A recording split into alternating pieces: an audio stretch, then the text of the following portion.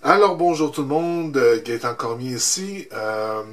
Je m'apprête à faire un shoot ce mercredi, donc je comptais utiliser ma chambre photographique 4x5 avec son dos 6x9.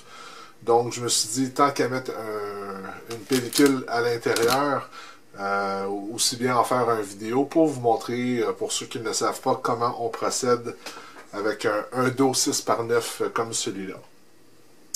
Donc le dos ici, c'est un dos Wista qui permet de prendre des photos au format 6x9. Donc vous pouvez voir, de par le rectangle qui est ici, le format du négatif en fait, de l'image qui sera sur le négatif. Donc c'est quand même très grand. Avant de tomber dans le panoramique, c'est le plus grand format qu'on peut avoir sur un rouleau de 120. Donc c'est très intéressant pour faire de la photographie. Ça revient moins cher quand même que d'utiliser du film 4x5. Bon, forcément c'est plus petit, mais au moins avec un rouleau, on peut faire quand même plusieurs photos là, sans aucun problème. Donc, comment installons-nous un film à l'intérieur? C'est très simple. Premièrement, ici sur le côté, il y a une petite barrure qui nous permet d'ouvrir la porte de derrière. On peut aussi enlever le porte-film. Première chose à faire, c'est qu'on va prendre l'aspire qui était de mon ancien film.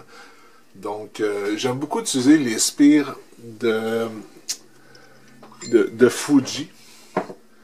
Pour la simple raison, c'est que, je ne sais pas si on va le voir à la caméra, les spires de Fuji ont un petit morceau de plastique à l'intérieur. Donc, quand on utilise une pellicule Fuji Aircross qui a un trou dans le papier, le trou va se prendre dedans et ça permet de vraiment bien sécuriser le film sur la bobine. Donc, on voit ici, on voit qu'il y a un système à ressort qui nous permet d'insérer les spires. Donc, je vais venir installer ça ici. Comme ça. Et là, on voit la fente qui est ici. Et on va ouvrir le film.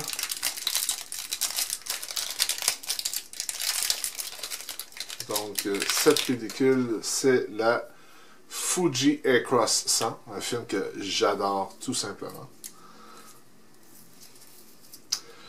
Donc, vous allez remarquer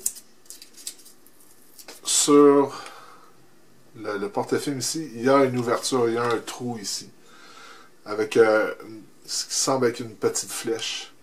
Donc la flèche du début du film, on doit venir l'aligner ici. Donc je vais tout simplement venir insérer ça ici.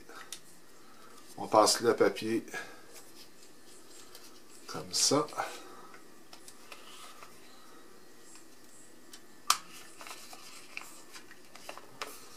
Vous voyez ce que je vous disais tantôt, le film de Fuji, pas le film, mais sur le papier protecteur, il y a un trou. Donc c'est facile de venir armer ce trou-là dans l'aspire, ce qui nous permet de vraiment bien sécuriser la pellicule. Vous voyez, là, il va prendre dedans. Et là, je n'ai qu'à tourner comme ça. Et on y va.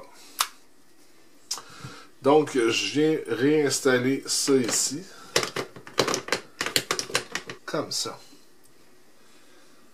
Donc, je vais être sûr que c'est bien aligné avec la caméra. Je vais juste aller jeter un coup d'œil. Parfait. Je vais quand même zoomer un peu plus pour que vous puissiez voir. Donc, vous voyez la petite fenêtre ici. Il y a la petite flèche. Donc, on va voir la flèche du papier arriver. Et voilà. Vous allez voir. Donc, je garde toujours un peu de pression avec mon pouce pour être sûr que le papier est bien armé, que tout est bien serré. Donc, j'avance. Et on voit ici, je ne sais pas si vous pouvez voir la flèche. Donc, je viens tout simplement la mettre vis-à-vis comme ça. Je vais juste m'assurer que vous voyez bien. On le voit bien à l'écran. Donc, la flèche, juste ici, arrive vis-à-vis la petite flèche de la structure métallique.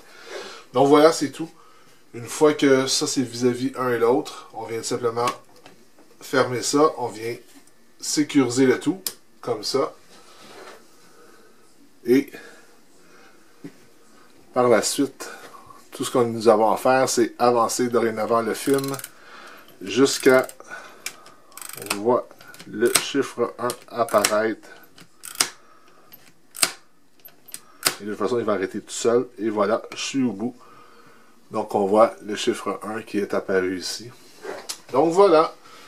C'est comme ça qu'on installe une bobine de 120 dans un dos 6 par 9 pour une chambre photographique 4 par 5. Merci.